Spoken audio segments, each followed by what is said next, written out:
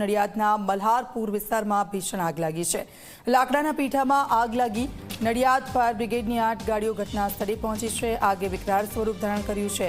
સમગ્ર વિસ્તારમાં અફરાતફરીનો માહોલ સર્જાયો છે। 2 કલાકનો સમય વીત્યા છતાં પણ આગ બેકાબૂ છે। હાલ આગ પર કાબૂ મેળવવાના પ્રયાસો ચાલુ છે। તો નડિયાદના આ દ્રશ્યો છે। લાકડાના પીઠામાં ભીષણ આગ લાગી। ફાયર બ્રિગેડની 8 જેટલી ગાડીઓ હાલ તો ઘટના સ્થળે છે। આગને કાબૂમાં લેવાના પ્રયત્નો હાથ ધરવામાં આવી રહ્યા છે, પરંતુ આગ એટલી વિકરાળ છે કે તેને કાબૂમાં કરવી મુશ્કેલ છે। આપ જો આસપાસના લોકો પણ ત્યાં દોડી આવ્યા છે। લાકડાનું પીઠું છે અને સ્વાભાવિક છે, ગરમી પણ છે। આગ જે રીતે ભીષણ વધી રહી છે, હાલ ફાયર ફાઇટરની ટીમ આગને કાબૂમાં લેવાના પ્રયત્નો હાથ ધરી રહી છે। આ જૂનું લાકડાનું પીઠું છે। આ જૂના મારા જન્મ પહેલાના લાકડા અહીં પડી રહેલા હશે। એટલે આ લાકડા એકવાર આગ પકડે એટલે જેમ પવન હોય એમ આગ વધારે ફેલાય છે। એમાં આ આગને વધારે કાબુ બહાર થઈ ગઈ છે। એટલે પાણીનો મારો ચાલુ જ છે અને ટૂંક સમયમાં આગ કાબુ થશે એવું મને 100% વિશ્વાસ છે। ના, કોઈ અત્યાર સુધી કોઈ જાનહાનિ નથી થઈ। આજુબાજુના 2 ઘરો પકડાઈ ગયા છે।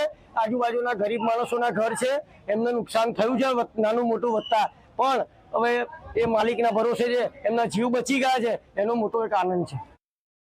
નડિયાદના મલ્હારપુર વિસ્તારમાં એક લાકડાના પીઠામાં અત્યારે ભીષણ આગ લાગી છે। આપ જોઈ શકો છો કે જે જૂના લાકડાનું આ પીઠું હતું ને પીઠામાં ભીષણ આગ લાગતા જ જે રીતે આ સમગ્ર વિસ્તારમાં અફરાતફરીનો માહોલ સર્જાયો હતો। ઘટનાની જાણ થતાં જ જે નડિયાદ ફાયર બ્રિગેડની લગભગ 5 થી વધારે વોટર બાઉઝર ઘટના સ્થળે પહોંચ્યા હતા અને ઘટનાની ગંભીરતા જોતા જ નડિયાદ સ્થાનિક પોલીસ, નડિયાદના ધારાસભ્ય પંકજ દેસાઈ અને સહિત ઉચ્ચ અધિકારીઓ હાલ અત્યારે ઘટના સ્થળે પહોંચ્યા છે। નડિયાદના ડેપ્યુટી કમિશનર સહિતના જે કર્મચારીઓ છે હાલ અત્યારે ઘટના સ્થળે પહોંચ્યા છે। જો વાત કરવામાં આવે તો સમગ્ર વિસ્તારને હાલ અત્યારે જે રીતે કોર્ડન કરી અને બંધ કરવામાં આવ્યો છે, જ્યાં મુખ્ય રોડ છે તેને બંધ કરવામાં આવ્યો છે।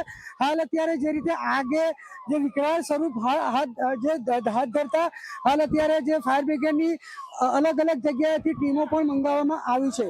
નચિકેત મહેતા, ઝી 24 કલાક, ખેડા।